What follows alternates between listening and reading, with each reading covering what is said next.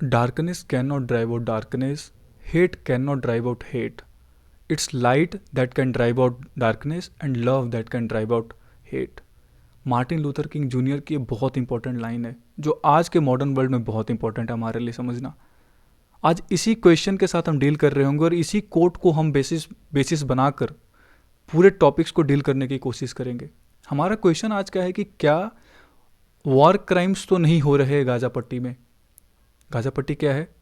ये वो रीजन है जहाँ पे इसराइल और हमास के बीच में भी प्रॉब्लम चल रहा है। जो भी वॉर चल रही है, प्रॉब्लम्स क्या, वॉर हो रही है वहाँ पे। काफ़ी हैवी बम्बार्डमेंट कर रहा है इसराइल गाज़ा पट्टी में। ना तो क्वेश्चन इज़ कि हमास और इसराइल कहीं उन लोगों के ऊपर अटैक तो नहीं कर रहे जिनकी इनमें कोई गलती नहीं। They are just civilians. They वो ट्रेन भी नहीं है फाइट करने के लिए, उनका कोई मतलब ही नहीं है। हमास इज़ नॉट लाइक कि हाँ वो कोई गवर्नमेंट है वहाँ पे, हाँ वो डेट और पूरे रीजन को जरूर एडमिनिस्टर करती है, लेकिन लोगों ने ऐसा चुनकर उसको नहीं बना रखा है। तो हमने आपको अथॉरिटी नहीं दी कि आप युद्ध करो, हम आपके ऊपर जान छिड़कने के लिए तैयार है। No, not at all.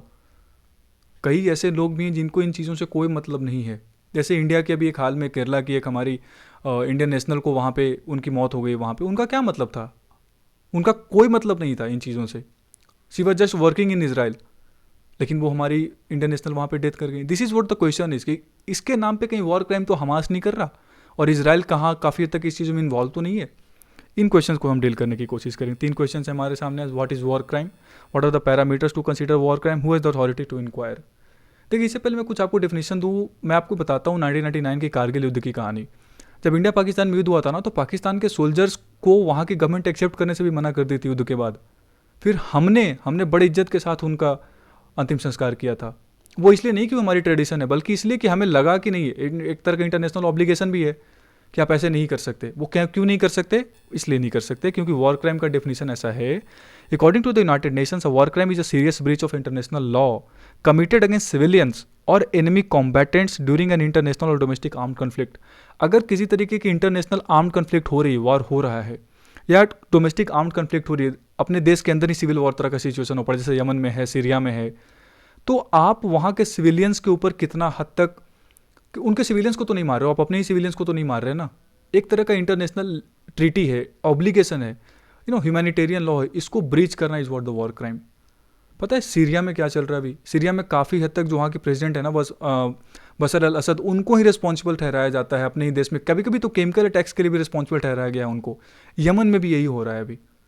United Nations के कई इन्वेस्टिगेशन एजेंसी भी कह चुकी हैं सीरिया को और उनके जो भी बैक्ड देश हैं, या फिर जो यमन में ऐसा हो रहा है कि आप वॉर क्राइम कर रहे हो, नथिंग इज। इवन रोहिंग्या के साथ जो है म्यांमार में, वहाँ के आर्मी जनरल जो अभी वहाँ पे गवर्नमेंट बना चुके हैं, उनको काफ़ी तक रिस्पॉन्सिबल ठहराया जा चुका है इन चीज़ों के लिए।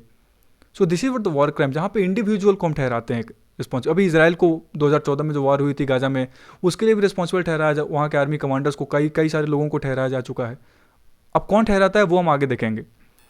देखिए, वॉर क्राइम में 3 चीज़ बहुत इंपॉर्टेंट है हमारे लिए समझना: प्रोपोर्शनैलिटी, डिस्टिंक्शन और प्रिकॉशन। प्रोपोर्शनैलिटी क्या हो गई भाई?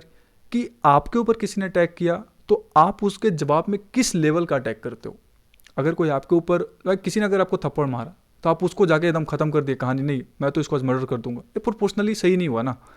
अगर आपके ऊपर किसी ने रॉकेट दागा, आप उसके प्रोपोर्शनल में कितना अटैक करते हो। मतलब ठीक है, आपके पास बहुत पावर, लेकिन न्यूक्लियर अटैक तो नहीं कर सकते ना किसी ने आपके ऊपर रॉकेट दागा है तो। डिस्टिंक्शन आपको अलग करना पड़ेगा कि कौन रिस्पॉन्सिबल है इस चीज़ के लिए, कौन रिस्पॉन्सिबल नहीं है, सिविलियंस कौन है, कौन फाइटर्स हैं, कौन रिस्पॉन्सिबल है इस चीज़ के लिए। प्रिकॉशन, आपको एक लेवल का प्रिकॉशन मेंटेन करना ही पड़ेगा। लाइक अभी कुछ दिन 2-3 दिन पहले की न्यूज़ है कि एक बहुत बड़ा अल जजीरा का जो वहाँ पे मीडिया हाउस था, उसको इसराइल के एयर फाइटर्स ने ख़त्म कर दिया, गिरा दिया उस बिल्डिंग को। लेकिन उन्होंने बोला कि हमने मैसेज दिया था पहले, क्योंकि हमें शक था कि वहाँ पे हमास के टेररिस्ट हैं, वहाँ पे हमास के लोग हैं। So the question is not कि वहाँ पे हमास के लोग थे। क्या आपको ये पता है कि हमास के लोग जो वहाँ पे एक्टिव थे वो रिस्पॉन्सिबल थे इस युद्ध में? उनका कोई हक, उनका मतलब वो कितना हद तक रिस्पॉन्सिबल थे, वो काफ़ी हद तक सपोर्ट कर रहे थे क्या?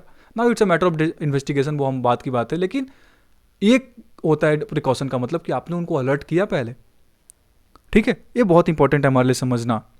आगे हम बात करेंगे कि देखिए अब ये चीज़ आई कहाँ से। लाइक अभी इंटरनेशनल लॉ को डिफाइन कैसे किया, किसने किया?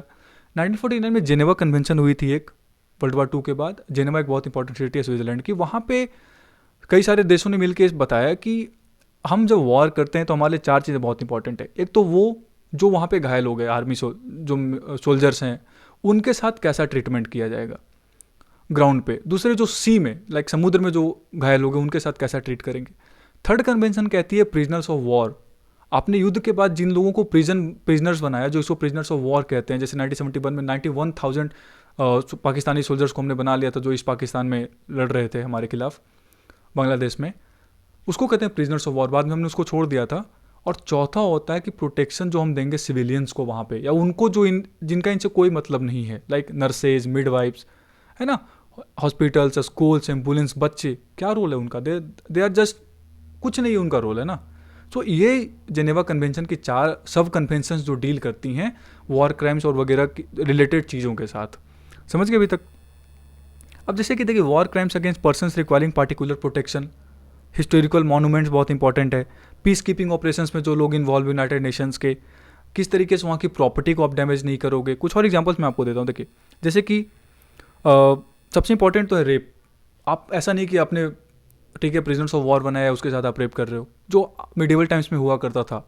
जब हमारे देश पे फॉरेनर्स, इन्वेडर्स अटैक करते थे तो हमारे कैपिटल्स में आकर जला देते थे, रेप, फोर्स प्रेगनेंसी, वो दौर बहुत अलग था। उन्हीं चीज़ों को हम दोबारा याद नहीं करना चाहते। इसी चीज़ को ध्यान में रखकर जेनेवा कन्वेंशन बनाई गई थी कि कोई हिस्टोरिकल मॉन्यूमेंट्स को तो अटैक नहीं कर रहा लड़ाई के नाम पे, और स्कूल्स को तो अटैक नहीं कर रहा लड़ाई के नाम पे, या बच्चों को तो नहीं मार रहा।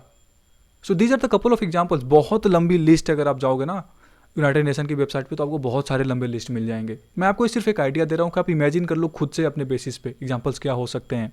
आप नदी में अगर जहर डाल दिए, मान लो कल को लड़ाई ऐसी हो तो नदी में आपने पूरा का पूरा नदी में ही जहर डाल दिया, ये क्या है? This is not the fair thing ना। केमिकल अटैक कर रहे हो वहाँ के सिविलियंस के ऊपर, जो सीरिया में काफ़ी हद तक कभी कभी रिस्पॉन्सिबिलिटी ठहराई गई है वहाँ के प्रेसिडेंट को। इंडिविजुअली मैं बात कर रहा हूँ, it's not about a state, एक स्टेट और नेशन की बात नहीं हो रही यहाँ पे। आगे हम बात करेंगे who is the authority to inquire.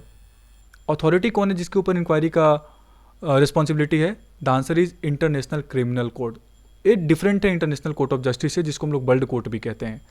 ICC काफ़ी हद तक इंडिविजुअल को रिस्पॉन्सिबिलिटी ठहराती है, उनको रिस्पॉन्सिबल मानता है, और इंटरनेशनल कोर्ट ऑफ जस्टिस एक देश को मानता है, एक गवर्नमेंट को मानता है।